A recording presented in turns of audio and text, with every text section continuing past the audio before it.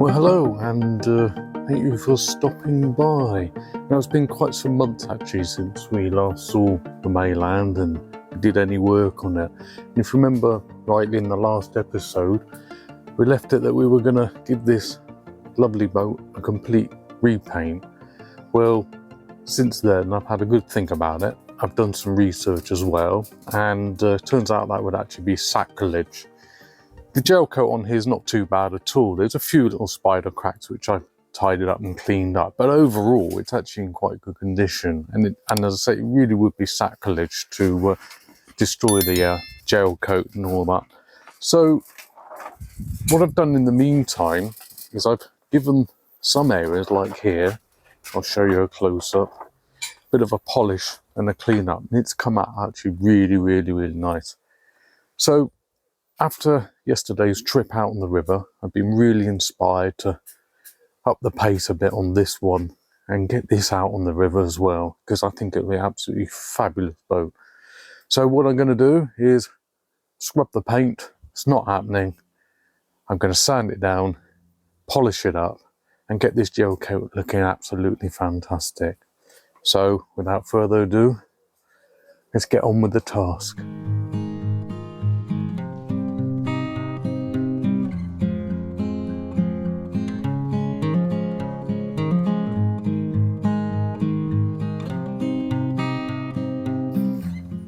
So we'll take a closer look here. I don't know if you can see on there, but this has all been sanded down. I basically started out with about a 400 grit, which is still not too coarse, but worked my way back to a 2,500.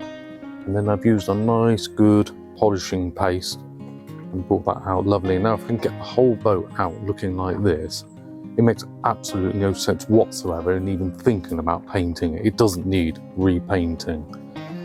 So if we have a look over here, this is the area which I've already painted, and I've started taking it back now, because as I say, I realised that once you actually polish this gel coat and give it a really good clean, it actually comes out quite nice and white and clear. Obviously the original reason for doing the paint was because when we took the old windows out, it pulled a lot of the gel coat off, which has damaged it. But I've got gel coat paste, and I'm going to restore the gel coat as much as possible closely to what it used to be, so that when I put the window rubbers in and the windows, we don't get any leaks.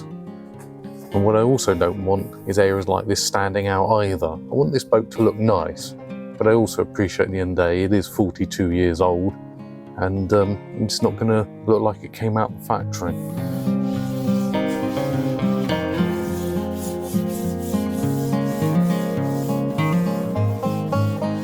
Well, I've been working on this for about 20 minutes, half an hour.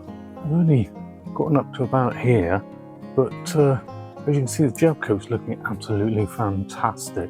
I started off with about a 118 grit and worked my way up to a 2,500, and it's super smooth. Like I said earlier, it really would have been sacrilege just to have painted over all this gel coat. Just a little bit of time, the right tools and a bit of patience. It's amazing how it can turn out. And it's not until you spend the kind of time that I am getting up close on a boat like this that you really start to begin to appreciate it more and more. The more you work on it, the more I'm itching to get this out on the river and show it off. So onwards with the rest of the boat.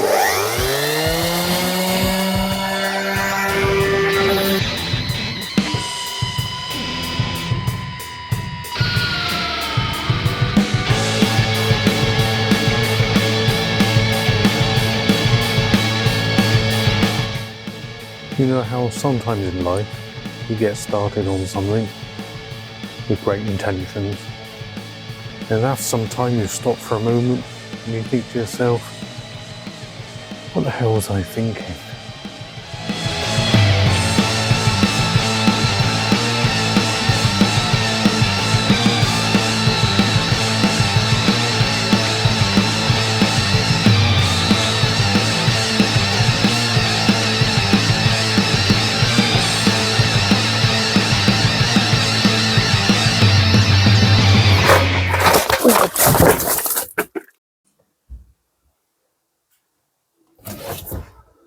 So, the entire boat has been sanded down. I started with a 180 over the entire fiberglass, worked my way all the way to a 2,500 grit. Wet sanded, it's like glass. The whole boat has been done. All the cracks have been done, all the chips, everything has been done. It's taken 2 days to do it, but I've finally done it now. Well, good morning. It is the next day, and yesterday was absolutely fantastic. Cleaned up the outside of the boat. It's looking lovely and shiny. Gave it a wash and let it dry overnight. So today's task is to get on and sort out all this damage around the window here. Now, as you know, when I pulled the windows out, it pulled the Gelcoat off and left quite a bit of damage. And there's also these little holes where the rivets used to be. So what I need to do is clean that up. I can't leave it like that, it looks terrible, and I can't clean it back to the gel coat any further. So what my plan is to mask it off using this professional masking tape, which can go around bends and things. And I'm going to mask it all the way, just slightly beyond the damage, and then using an enamel spray, put a couple of coats on. So it'll basically be white against the white gel coat. It won't notice very much, and it should look like it was meant to be there, more sort of in keeping with the boat. When that's all dry, then I can get on with putting the rubber and getting the windows in at long last. So I'm going to get on and start masking up, and then I'll be back.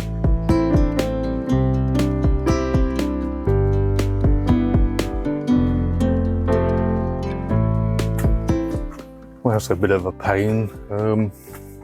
That tape doesn't do curves after all. Said on the advert it did, but I can't get it to bend round, not properly. So I'm going to have to think up a solution. I'll either find a way of getting a curve and masking a curve, but if it becomes too complex, I might just sort of stick with some straight lines. I really don't know at this stage. If I'm going to do it, I want to do it properly. But at the same time, I don't want to spend day in, day out doing it. It's just not worth it on a boat at this age. I'll have a think.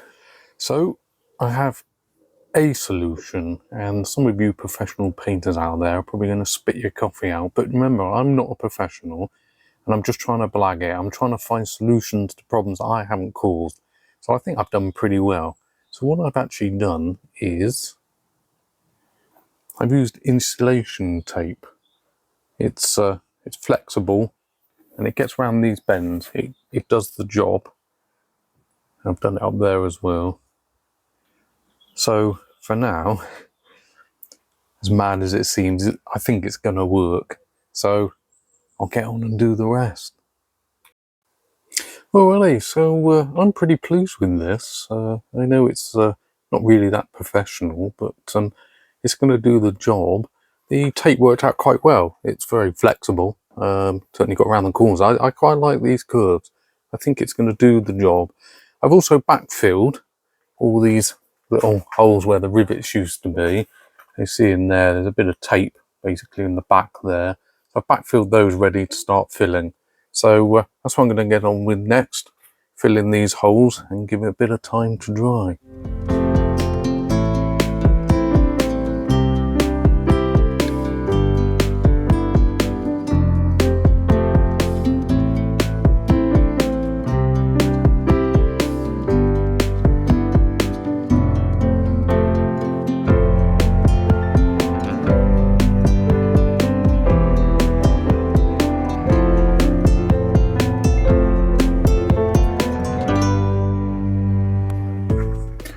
So that's all the holes filled in.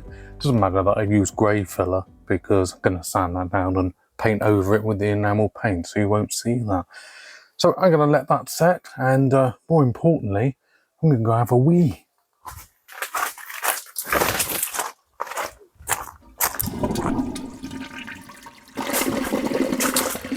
So there we go. All the holes have been filled in now, and I've sanded it all back. It's all lovely and smooth. And I've also degreased all over the paintwork there, ready. And as you can see, all masked off as well. So all it leaves me to do now is get on with the painting.